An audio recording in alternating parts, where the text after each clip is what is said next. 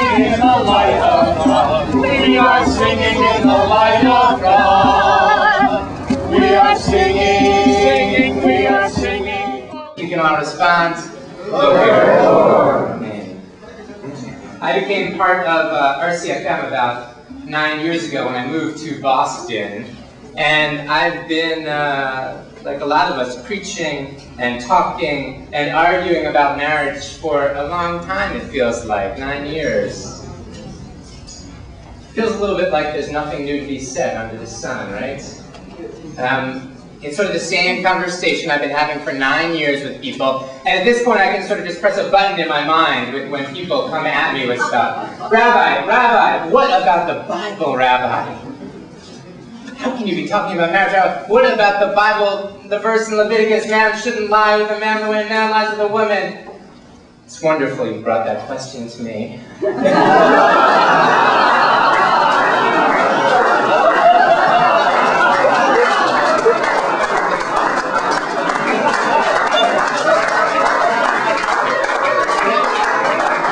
I say to folks is I'm so glad you care about the Bible so much. Because you'll notice the Bible doesn't say anything about women. Nothing at all about lesbians, so I can assume that you're with me on lesbian marriage. You're halfway there. We've said a little bit more.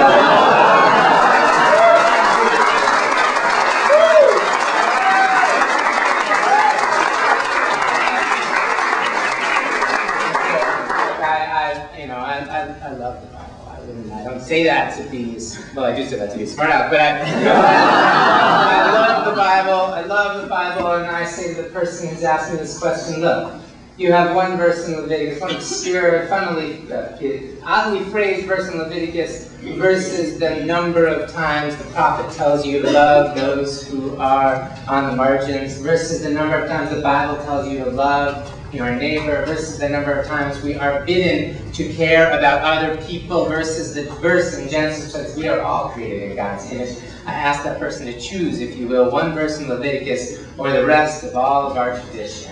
Amen.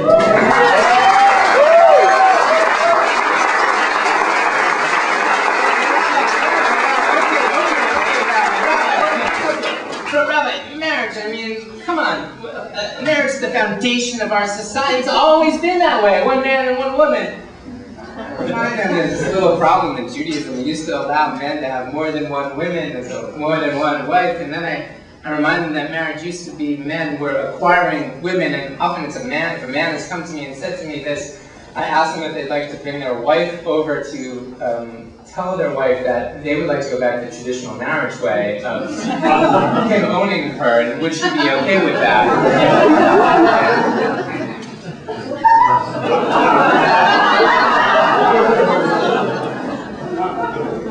Rabbi, but it's just too dramatic a chase. Why can't they just settle for like civil unions or something like that? Button number 3 in my mind, civil union. I respond very easily. Well, it's a very good question. And separate but equal it's worked out very well. One category for one people, where that's gone well. And maybe we'd like to have one category for Jews in marriage, and one category for Christians, and one category for other people, because that seems to have gone really well. Well, right? Rabbi, and this is, I get this sometimes. Rabbi, this is just, I get this. Listen, you get this too, I'll get this. Rabbi, this is just the forces of political correctness. This is just the gay liberal agenda. Do you get that? I get it. Yeah. I say, absolutely. This is the gay liberal agenda. I say, maybe you've heard of the gay liberal agenda. It's called justice.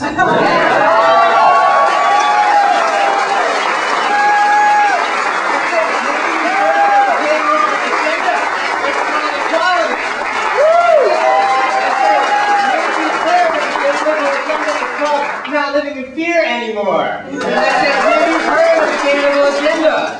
It's called the real promise of America. Amen. Amen. Maybe you've heard of the gay agenda. It's called the voice of the prophet calling out, let my people be who I created them to be. Maybe you've heard of the gay agenda. I call it grace and truth and love. Let me just say a few more things, if you will. Because I've been doing this, as I mentioned, for 9 years at RCFM. And I remember when we used to have rallies for RCFM. Some of you were there with me. I'm remembering a rally that we had like in front of the Boston City Hall.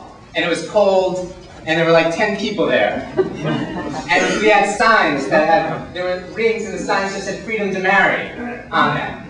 And I remember people walking by, and they'd look at us, and they'd look at the signs, and they'd say, "Freedom to marry who?" Nobody needs to ask freedom to marry who anymore. We've gone from being cold and outside on the City Hall Plaza to being inside with the governor and both leaders of the House.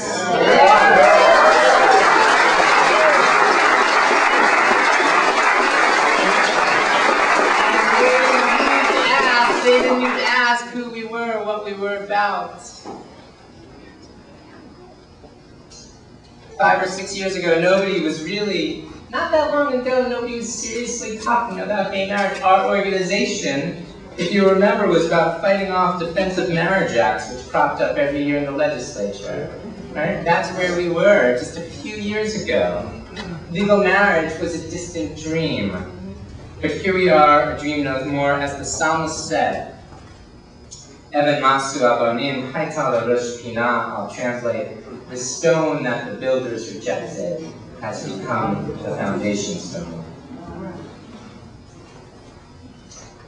6 years ago, I have this very vivid memory. There was some defensive marriage bill we were trying to defeat, and they had a panel of clergy in favor of this bill that is in favor of defensive marriage, and us who were opposed. And well, you can imagine the figures that were in favor. The legislature ushered them in, this hearing ushered them in. They were bursting, they were ushered in. The camera lights went on. They said the most vile things about being the most vile things.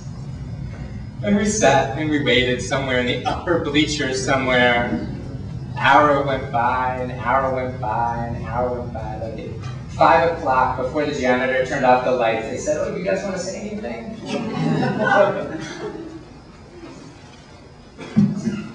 Everything has utterly changed. And what's so remarkable about this moment is that when we wanted to speak, we just wanted to talk about love. We just wanted to talk about marriage. We just want to talk about acceptance. And love is beating hate today. That's what this is all about. Love is beating hate. And today,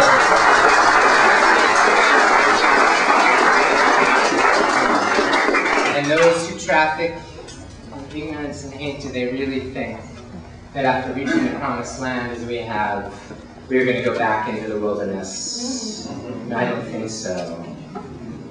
Today is a day full of light. Today is a day of love. Let's conquer hate. Amen.